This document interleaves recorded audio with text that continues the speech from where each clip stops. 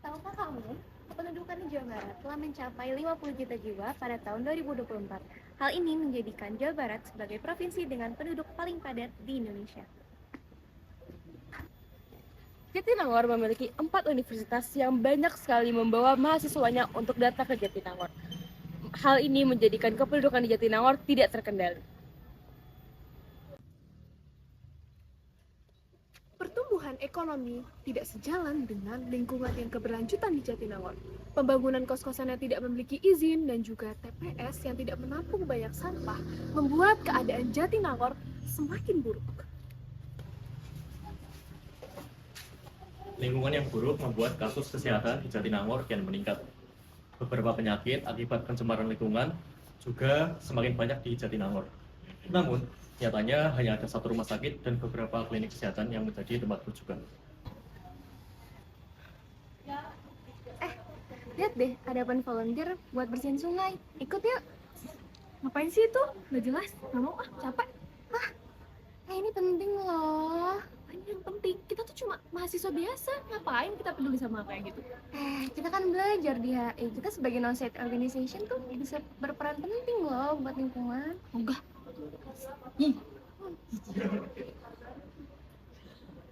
Oke, halo semuanya. Kami dari Kelompok 19 hari ini kedatangan tamu spesial yaitu kakak tingkat angkatan 2021 yaitu Teh Marisa.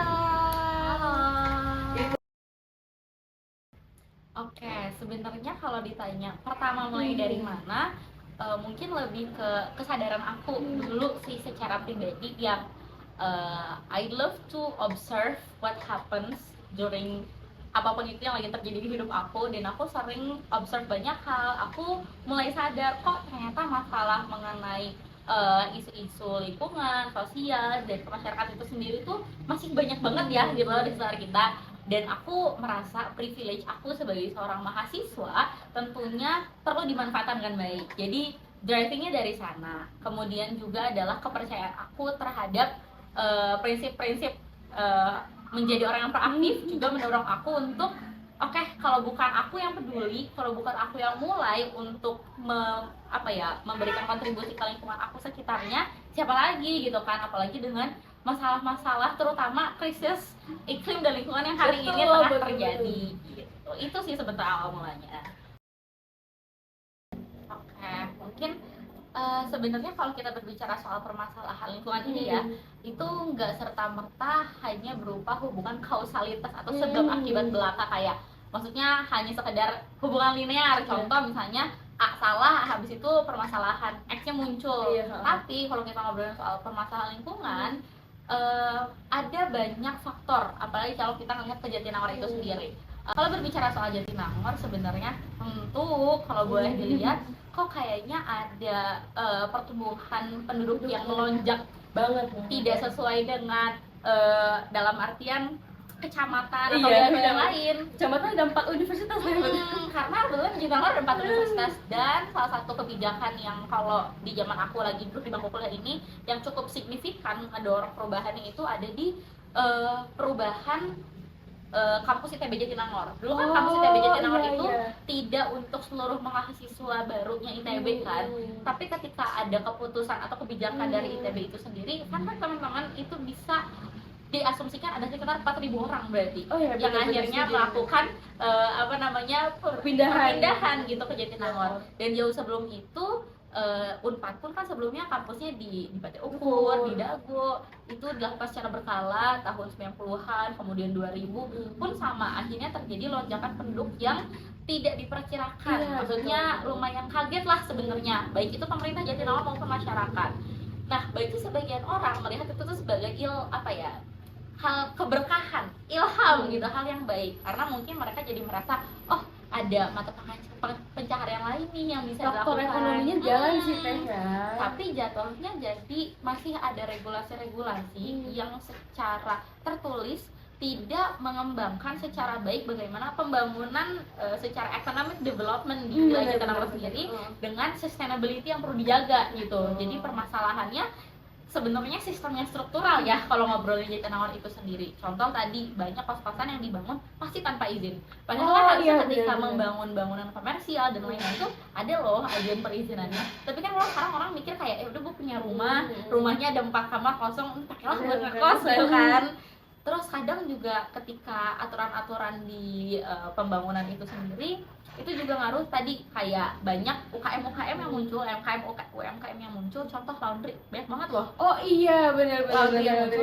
Pertanyaannya, apakah mereka sebelum menginisiasikan bisnis laundry tersebut sudah melakukan yang namanya analisis mengenai dampak lingkungannya? Coba limbah laundrynya dimanain? Iya benar. Gitu loh. Ujung-ujungnya pada akhirnya perkembangan atau pembangunan ekonomi itu tidak dibarengi dengan pembangunan yang secara berkelanjutan. Jadi ada aspek-aspek lingkungan yang rasa-rasanya tidak diperhatikan dengan baik. Terus kalau berbicara lagi soal ini mah gara-gara mahasiswa aja ya nggak juga dong gitu. Maksudnya kedatangan mahasiswa ke sini ya pun perlu menjadi peran tanggung jawab mahasiswa tentunya dalam menjaga lingkungan dan kelestarian lingkungan di Jatinangor. Tapi ya stakeholder pun yang lain perlu terlibat. Fun fact juga kalau kalian mau tahu, Kecamatan Jatinangor itu termasuk yang sampahnya sangat banyak, tapi mereka masih belum punya tempat pembuangan sampah yang baik gitu. Salah satunya kendalanya ada di dinas lingkungan hidupnya kalau nggak salah, itu mereka lumayan susah untuk angkat sampah dari Jatinangor saking banyaknya sampah itu sendiri gitu. Ya mungkin ada banyak orang yang belum aware dan lain-lain. Bahkan di desa-desa atau di RT RW itu banyak yang masih mengolah sampah dengan pembakaran, padahal kan nggak boleh gitu. Jadi akan merusak lingkungan juga kan. Dari mulai polusi udaranya, polusi kimia yang juga mungkin muncul. Jadi kalau berbicara gimana sih kondisi lingkungan Jatinangor, tidak baik-baik saja ya tentunya. Banyak faktor tadi yang bisa aku ceritain. Oke. Nah kalau ngobrolin dalam perspektif HI lagi ya, shifting paradigm yang terjadi pada diskursus antara positivistik dengan post-positivistik pun akhirnya mendorong perkembangan ilmu pengetahuan sosial, terutama di ilmu HI itu sendiri, untuk jauh lebih merecognize lebih lanjut soal isu lingkungan itu sendiri gitu. Jadi kalau misalnya dibilang nggak penting isu lingkungan, bukan kita hello berarti kamu tidak mengikuti perkembangan studi hubungan internasional hari ini gitu loh, yang sekarang itu banyak perspektif yang udah mengedepankan environmental sebagai salah satu struktur pembahasan yang lebih dalam gitu loh dalam HI-nya. Jadi udah bukan cuma ngobrolin soal bagaimana akhirnya kekuatan secara keamanan setiap negara dan lain-lain. HI udah jauh lebih diverse dari itu. Jadi I think kalau ada yang bilang kayak ngapain peduli, padahal dia anak HI bukan anak S dan lain-lain, dan berarti kamu belum belajar HI dengan lebih banyak gitu. Terus kalau ditanya seberapa besar peran non-state actors, tentu dengan shifting paradigm yang terjadi di studi hubungan internasional itu sendiri, non-state actor sudah menjadi aktor yang penting. Entah itu IGOs-nya, entah itu NGOs-nya, atau bahkan kita pun sebagai aktor level individu punya peran yang penting gitu loh untuk bisa menyelesaikan permasalahan lingkungannya secara global. Karena kalau teman-teman tahu di deklarasi Stockholm, permasalahan krisis iklim ini bukan hanya berbicara soal kita harus menyelesaikan krisis iklim yang terjadi dengan cara penyamarataan tindakan yang perlu dilakukan sama setiap negara, enggak, tapi ada yang namanya pembagian atau penyesuaian dengan negara yang masing-masing. Negara berkembang itu harus berkontribusi seperti apa, negara maju harus berkontribusi seperti apa. Pun sebagai non-state actors mereka harus punya perannya gitu.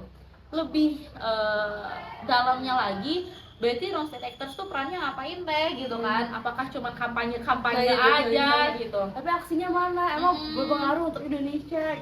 Ya tentu inisiatif kita ketika di shifting jadi aksi, kita juga bisa membantu pemerintah untuk bisa berkontribusi jauh lebih banyak. Tapi nggak cuma itu, non-state actors punya peran untuk misalnya memberikan saran dalam pembuatan kebijakan yang jauh lebih sustainable dibandingkan sebelum-sebelumnya. Jadi kalau ditanya penting apa enggak, penting sih gitu.